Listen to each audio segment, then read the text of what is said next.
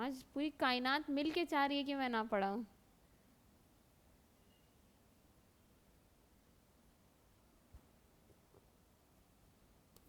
ग्लैक्टियन ग्लैक्टेंस, minus MANNS,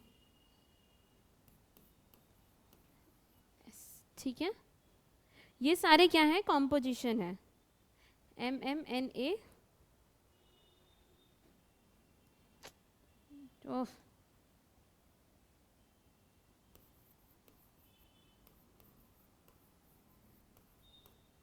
ठीक है, इतना समझा। और इसमें मिनरल्स होते हैं, कैल्शियम कार्बोनेट मिनरल्स,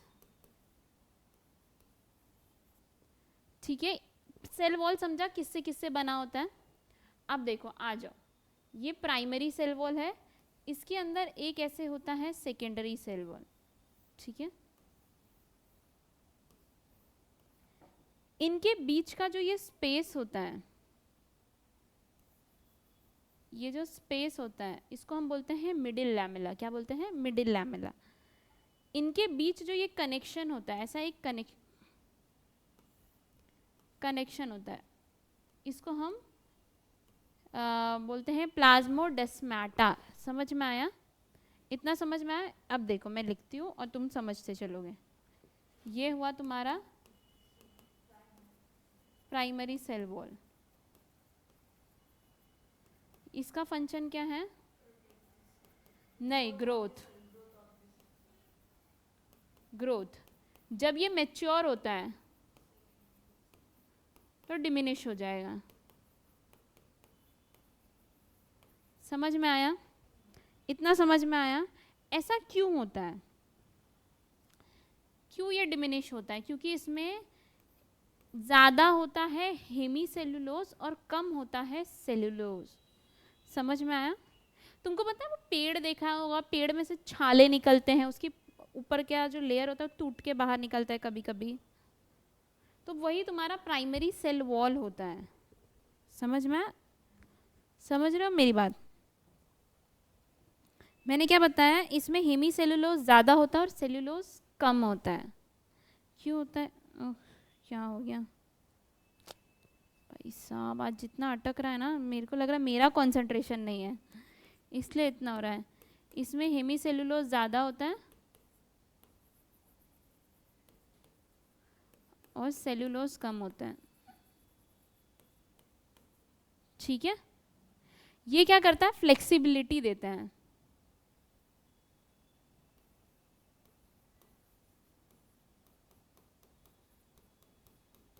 फ्लेक्सिबिलिटी का मतलब क्या होता है, जब तुम सेल होता है ना तो उसके अंदर पानी होता है, वो पानी कभी कभी ज़्यादा एब्जॉर्ब करता है। ज़्यादा एब्जॉर्ब करने की वजह से क्या होता है, जो वॉल होता है ना उसमें प्रेशर लगता है तो वो फट सकता है, तो उसको प्रोटेक्ट करने में ये हेल्प करता है। समझ में आया, समझ में आया प्राइमरी सेल वॉल का रोल, क्लियर हुआ।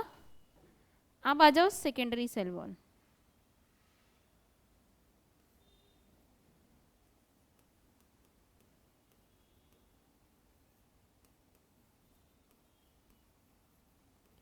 ये क्या होता है, towards inner side. Inner side मतलब ये अंदर की तरफ है, तो इसे हम, ये कहाँ पे होता है, टुवर्ड्स,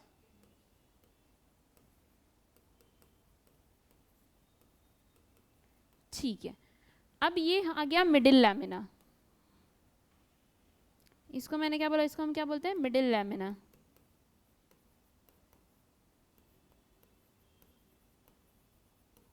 मिडिल लैमिला क्या होता है, हाँ, कनेक्टिविटी का काम करता है, स्टिक करने का काम करता है। समझ में आया, कनेक्शन बिटवीन सेल्स। आज आज मेरा फोकस नहीं हो रहा है ना शायद, तुम लोग का इससे नहीं हो रहा है क्योंकि मेरा नहीं हो रहा है। मेरा माइंड बहुत ऐसा हो रहा है, इस वजह से तुम्हारा हो रहा है, क्योंकि जब टीचर अच्छा पढ़ाता है ना तभी बच्चों को समझते हैं। नहीं नहीं नहीं नहीं, आज मेरे को भी ऐसा लग रहा है कि मेरा फोकस थोड़ा हिल रहा है, आई डोंट नो क्यों, लेकिन मेरे को ऐसा पर्सनली फील हो रहा है कि आज मेरा उतना कंसंट्रेशन नहीं है, कनेक्शन बिटवीन सेल, ये जो बना होता है किससे बना होता है? कैल्शियम से, कैल्शियम पैक्टिनेट सॉल्ट से। किससे बना होता है? कैल्शियम पैक्टिनेट सॉल्ट से। कंपाउंड है ये कैल्शियम, ठीक है, इतना समझा? इतने में कोई डाउट है? मैंने क्या बताया था, सेल वॉल में दो पार्ट होते हैं, primary cell wall, secondary cell wall. Primary cell wall बाहर वाला लेयर होगा, सेकेंडरी सेल वॉल इनर का प्लाज्मा मेम्ब्रेन के तरफ वाला लेयर होगा। समझ में? सेल वॉल के अंदर प्लाज्मा मेम्ब्रेन आएगा। उसके बाद मैंने क्या बताया, प्राइमरी सेल वॉल में हमने पढ़ा मिडिल लैमिना। मिडिल लैमिना होता है जो दो सेल्स के बीच में कनेक्शन का काम करता है। उसके बाद हमारा आता है, क्या आएगा हमारा, मैंने कुछ तो मिस किया, नहीं बराबर चल रहा है। मिडिल लैमिना के बाद ये होता है साइटोप्लाज्मिक, नहीं जंक्शन, JUNCTION जंक्शन, जिसको हम बोलते हैं प्लाज्मोडेस्मेटा। मतलब तुमको पता है रेलवे स्टेशन पे तुमने देखा होगा कुछ टर्मिनल्स होते हैं, कुछ जंक्शन होते हैं। तो जंक्शन का मतलब क्या होता है? वो जगह जहाँ से दोनों तरफ ट्रेन आ जा सकती है, ठीक है, एक्सप्रेस ट्रेन, हाँ, उसको हम जंक्शन बोलते हैं। जा भी सकती है, आ भी सकती है। नहीं मतलब हाँ, स्टेशन बड़ा रहता है। अभी तुमने सुना होगा टर्मिनल्स, है ना, CST टर्मिनल्स है। टर्मिनल्स मतलब वो एंड स्टेशन है, उसके आगे और कोई स्टेशन नहीं है, तो गाड़ी वहाँ पे सिर्फ रुक जाएगी और वहीं से निकलेगी। लेकिन ये बीच के जो स्टेशन होते हैं ना, जहाँ पे मेल ट्रेन आती है, उसको जंक्शन बोलते हैं। तो ये जो है ना प्लाज्मोडेस्मेट, ये जो है ना, ये दोनों सेल के बीच में जंक्शन का काम करता है, दोनों को जोड़ने का काम करता है, इसलिए हम इसको प्लाज्मोडेस्मेटा बोलते हैं। समझ में आया? साइटोप्लाज्मिक जंक्शन साइटोप्लाज्म को कनेक्ट कर रहा है। क्लियर हुआ? देखो अभी तक हमने क्या क्या पढ़ा, एक क्विक रिवीजन। हमने अभी तक पढ़ा यूकैरियोटिक सेल। यूकैरियोटिक सेल क्या होता है? यूकैरियोटिक मतलब नया सेल, एडवांस सेल, ठीक है। यूकैरियोटिक सेल, उसमें मेम्ब्रेन बाउंड न्यूक्लियस होंगे, मेम्ब्रेन बाउंड ऑर्गेनेल्स होंगे, 780S राइबोसोम होगा, ठीक है। हमने फिर पढ़ा प्लांट सेल और एनिमल सेल के बीच में डिफरेंस, किसमें क्या होता है, किसमें क्या नहीं होता है। उसके बाद हमने पढ़ा सबसे आउटर मोस्ट लेयर जो होती है वो सेल वॉल होती है। अगर सेल वॉल प्रेजेंट है तो, अगर सेल वॉल नहीं प्रेजेंट है तो क्या होगा? प्लाज्मा मेम्ब्रेन होगा, ठीक है। तो हमने सेल वॉल पढ़ा। सेल वॉल में हमने पढ़ा तीन चीज़ें, primary cell wall, secondary cell wall, middle lamella and cytoplasmic junction, जिसको हम प्लाज्मोडेस्मेटा बोलते हैं। प्राइमरी सेल वॉल मैंने क्या बोला, ग्रोथ में हेल्प करता है, फ्लेक्सिबिलिटी प्रोवाइड करता है, टर्जिडिटी प्रोवाइड करता है, ठीक है। ये डेड होता है, सेल वॉल जो होता है वो डेड होता है, ठीक है। बाकी हमने ये सारी चीज़ें पढ़ा है। सेकेंडरी सेल वॉल जो होता है वो इनर अंदर की तरफ होगा। उसके बाद मिडिल लैमेला जो होता है कनेक्शन होता है, ये एक सेल है, ये एक सेल है, उनके बीच में कनेक्शन। जो जंक्शन होता है वो पॉइंट, ये साइटोप्लाज्म को कनेक्ट करता है, ठीक है। मिडिल लैमेला बाहर से कनेक्ट करता है दोनों को। समझा? इतने में कोई डाउट है? ठीक है, एक काम करो, इसको लिख लो, ठीक है। सेल मेम्ब्रेन के बाद आएगा तुम्हारा प्लाज्मा मेम्ब्रेन, ठीक है। प्लाज्मा मेम्ब्रेन मैंने बताया था तुमको, वो कैसा होता है? लिपिड बाइलेयर होता है, ठीक है। क्या वॉशरूम जाना है? ठंडी लग रही है तो AC कम करो क्या, बंद कर दो एक AC रिमोट का।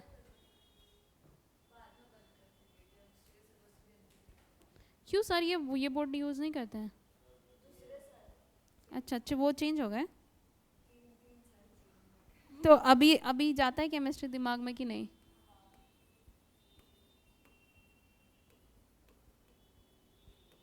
सेल मेम्ब्रेन या तो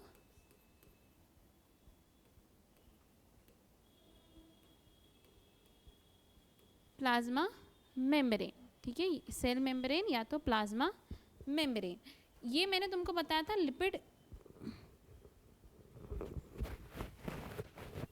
कैसा होता है? लिपिड बाइलेयर, ठीक है। ये क्या होता है? Lipid bilayer, okay. Lipid bilayer होने का मतलब क्या होता है, हम इधर ड्रॉ करेंगे और इस तरफ हम उसके सारे एक्सप्लेनेशन लिखेंगे।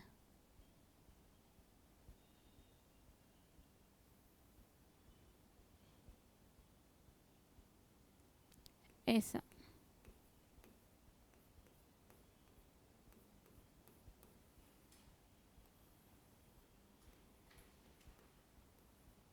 ऐसा तुमने पीछे ड्रॉ किया होगा, है ना।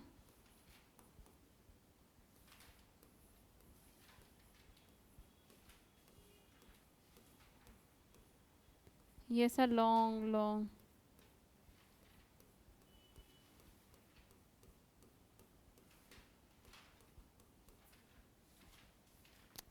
लिपिड बाइलेयर होता है। ओके, तुमको पता है सबसे पहले प्लाज्मा मेम्ब्रेन देखा था आरबीसी में, हमारा जो रेड ब्लड सेल्स होता है ना, सबसे पहले प्लाज्मा मेम्ब्रेन उसमें देखा था।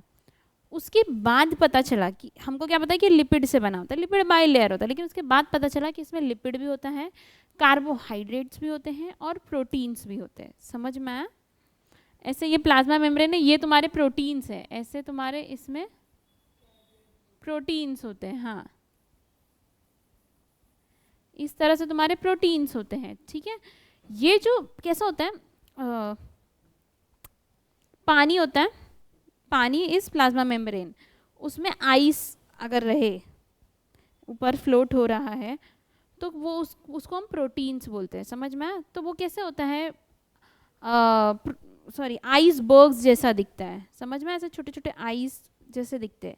प्रोटीन प्लाज्मा मेम्ब्रेन के अंदर एम्बेडेड होता है ऐसे छोटे छोटे प्रोटीन्स, जो हेल्प करते हैं ट्रांसपोर्टेशन में। समझ में आया, ट्रांसपोर्टेशन में हेल्प करते हैं। उसके बाद मैंने क्या बोला, इसमें लिपिड्स भी होता है, इसमें कार्बोहाइड्रेट्स भी होता है। समझ में आया, इन सब से मिलके तुम्हारा प्लाज्मा मेम्ब्रेन बनता है। इतना समझ में आया। ये जो बहुत अलग अलग साइंटिस्ट आए जिन्होंने प्लाज्मा मेम्ब्रेन का मॉडल दिया कि प्लाज्मा मेम्ब्रेन कैसा दिखता है। तो ये जो साइंटिस्ट था, ये जो मॉडल है, इसको हम बोलते हैं फ्लूइड मोजाइक मॉडल। ठीक है, इसका इसका नाम क्या है, fluid Mosaic model, fluid Mosaic model. ठीक है, इसको दिया था कौन से साइंटिस्ट है, सिंगर एंड निकोलसन। कौन सा साइंटिस्ट है, सिंगर एंड निकोलसन, 1972 में दिया था। ठीक है, ये किसने दिया था, सिंगर एंड निकोलसन।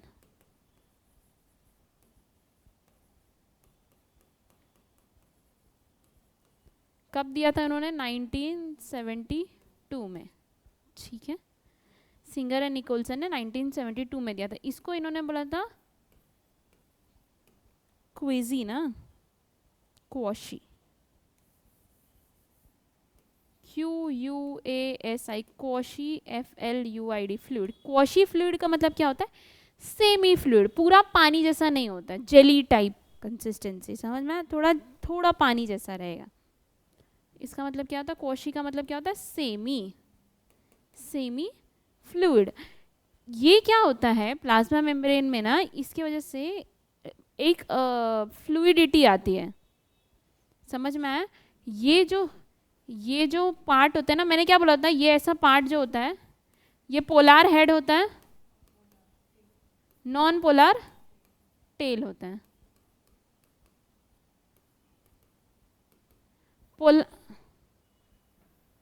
पोलार है तो ये क्या होगा, वाटर लविंग, नहीं लविंग, हाँ हाइड्रोफिलिक। ये क्या होगा,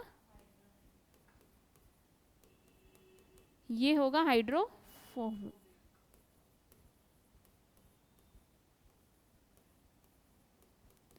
समझ में आया, इतने में कोई डाउट है। अब देखो, ये जो मेम्ब्रेन होता है ना, ये बाहर की तरफ है, आउटर साइड है। हेड जो होता है, ये पोलार हेड जो होता है, वो आउटर साइड होता है, और ये क्या होता है, इनर साइड। ठीक है, इतने में कोई डाउट है, अभी तक मैंने जितनी भी चीजें पढ़ाई उसमें कोई डाउट है, कोई भी। ये नहीं नहीं नहीं नहीं नहीं, हाइड्रोफोबिक होता है। Polar head non polar tail, अगर लिखा है तो उसको करेक्ट कर लो, मे बी मैंने बाय मिस्टेक बता दिया होगा। देखो इसमें ना ये जो हेड्स और टेल होता है ना, लैटरल मूवमेंट प्रोवाइड करते हैं। लैटरल मूवमेंट का मतलब क्या होता है, ये यहाँ से यहाँ मूव हो सकते हैं, ये यहाँ से यहाँ मूव हो सकते हैं, ठीक है। तो ये क्या देते हैं, लैटरल मूवमेंट।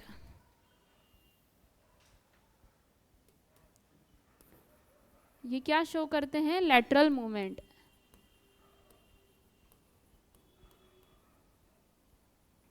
जिसकी वजह से क्या होता है, फ्लूइडिटी आती है। समझ में आया? फ्लूइडिटी का मतलब क्या होता है, कैसे बह रहा है। तो कैसे बहेगा, क्यों? क्योंकि वो उसका एक एक मॉलिक्यूल ऐसे आगे की तरफ शिफ्ट होता रहता है, तो इससे ऐसा लगता है कि वो मूव हो रहा है, वो फ्लो हो रहा है। समझ में आया? इतने में कोई डाउट है? इतने में अभी तक कोई डाउट? मैंने क्या बोला, ये लिपिड बाई लेयर है। सब में जितने भी ऑर्गेनिज्म होते हैं सब में plasma membrane is lipid by layer, accept in all organism. लेकिन इसमें कुछ एक्सेप्शन है।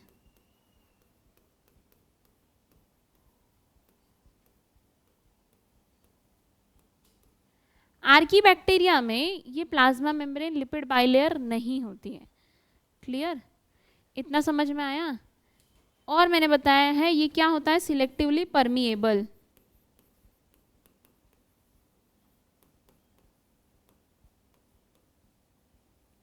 सिलेक्टिवली परमिएबल मतलब कुछ कुछ चीज़ों को ही जाने देगा। मैंने बताया था active absorption, diffusion, passive absorption, पता है ना, ये सारी चीज़ें मैंने पीछे लिखवाई थी।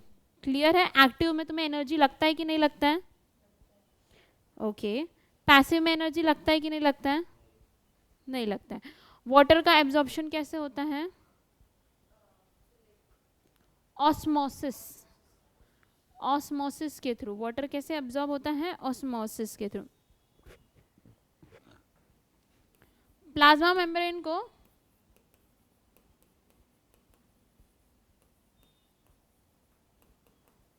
आरबीसी सबसे पहले कहाँ देखा था? आरबीसी में। तुम हमारे जो रेड ब्लड सेल्स होते हैं उसमें। मैंने क्या बोला, पहले ऐसा लगता था कि सिर्फ प्लाज्मा मेम्ब्रेन में सिर्फ लिपिड होता है, लेकिन बाद में पता चला कि प्रोटीन्स भी होते हैं, कार्बोहाइड्रेट्स भी होते हैं, ठीक है। तुम है ना अभी है ना ये भी डायग्राम बनाना वापस से। ये वाला जो प्रोटीन होता है इसको हम बोलते हैं इंट्रेन।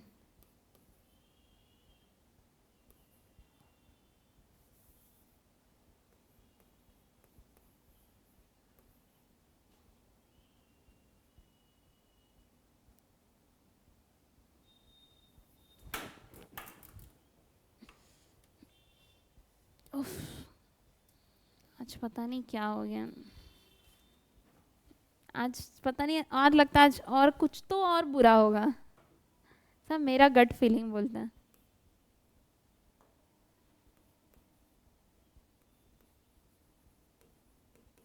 सिक और INTR इंटरगल प्रोटीन, ठीक है। ये वाला जो प्रोटीन होता है, ये वाला जो प्रोटीन है इसको तुम बोलते हो एक्सटर्नल प्रोटीन।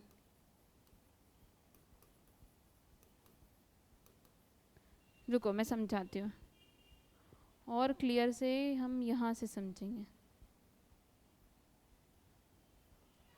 देखो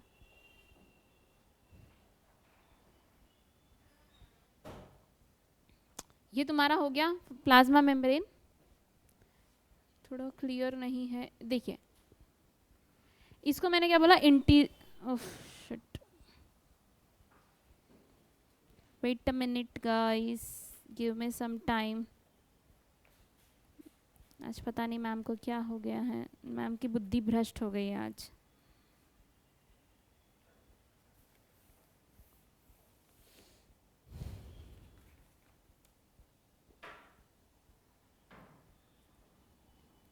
इसको हम बोलेंगे इंट्रिंसिक प्रोटीन, इंटरगल प्रोटीन या तो इंट्रिंसिक प्रोटीन।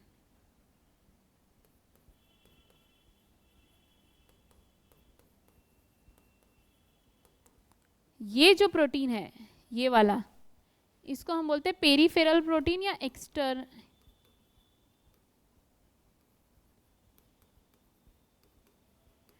प्रोटीन। क्यों? क्योंकि वो बाहर की तरफ है।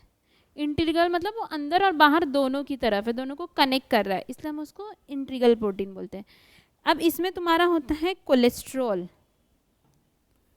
ये किसके लिए रिस्पॉन्सिबल होता है?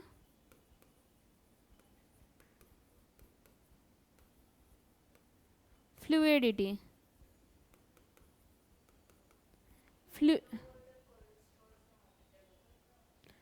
ज़्यादा जब तुम कोलेस्ट्रॉल लेते हो ना, तुम्हारे बॉडी में जब कोलेस्ट्रॉल ज़्यादा होता है ना, तो तुम्हारा ऐसे वेन्स होती है, ओके। हाँ, जो हार्ट से बॉडी के पास, मतलब हार्ट से बॉडी ब्लड को लेके जाती है बॉडी पार्ट्स के पास। तो इसमें क्या होता है, ये कोलेस्ट्रॉल जो होता है ना, यहाँ पे ऐसा डिपॉजिट होने लगता है। जब डिपॉजिट होने लगता है तो वेन्स ना पतली होती है, ठीक है, और डीप होती है। सॉरी, आर्टरीज जो होती है वो डीप होती है, और ये ऊपर जो दिखता है ना तुम्हें, वो तुम्हारी वेन्स होती है। तो ये यहाँ पे ना ऐसा डिपॉजिट होने लगता है। डिपॉजिट होने लगता है तो ब्लड को फ्लो होने के लिए स्पेस कम रहता है। जब स्पेस कम रहता है तो वो ज़्यादा फोर्स लगाता है ये वॉल्स पे, ठीक है।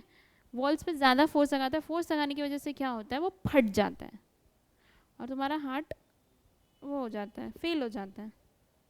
समझा? अभी तुम सर्कुलेशन वाला जब चैप्टर पढ़ोगे ना तो तुमको समझेगा। हार्ट ऐसा होता है, ऐसा 4 कंपार्टमेंट होता है, यहाँ पे एसए नोड होता है, यहाँ पे पीवी नोड होता है, ये यहाँ से सिग्नल पीवी नोड को भेजता है, पीवी नोड यहाँ से सिग्नल ये यहाँ के फाइबर्स को भेजता है, फिर वो कॉन्ट्रैक्ट होते हैं, रिलैक्स होते हैं और निकलते हैं।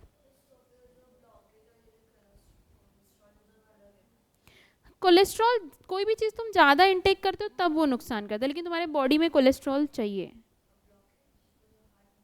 ज़्यादा कोलेस्ट्रॉल इंटेक करने की वजह से ब्लॉकेज होता है। जब तुम ज़्यादा, हाँ, ज़्यादा फैटी फूड खाते हो ना, चीज़ और वो सब, तो तुम्हारे बॉडी में कोलेस्ट्रॉल डिपॉजिट होता है, ठीक है। बस हो गया, इतना ही है,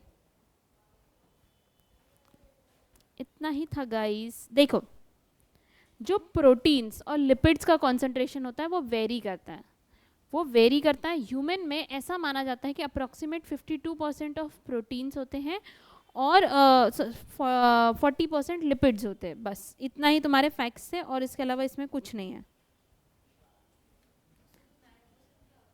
हाँ, कार्बोहाइड्रेट्स, फैट्स, दूसरी चीज़ें, कोलेस्ट्रॉल, मैंने क्या बोला, सीन इन आरबीसी, ये जो बना होता है made up of lipid, proteins, carbs, ठीक है, ओके। ये जो कॉन्सेंट्रेशन होता है लिपिड एंड प्रोटीन का, ये वेरी करता है।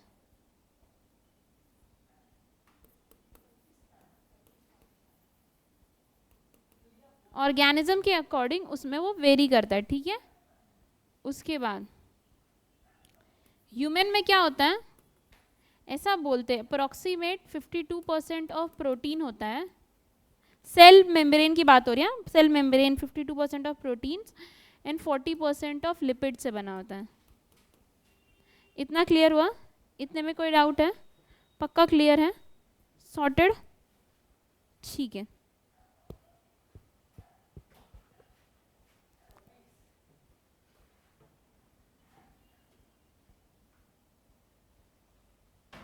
लिख लो।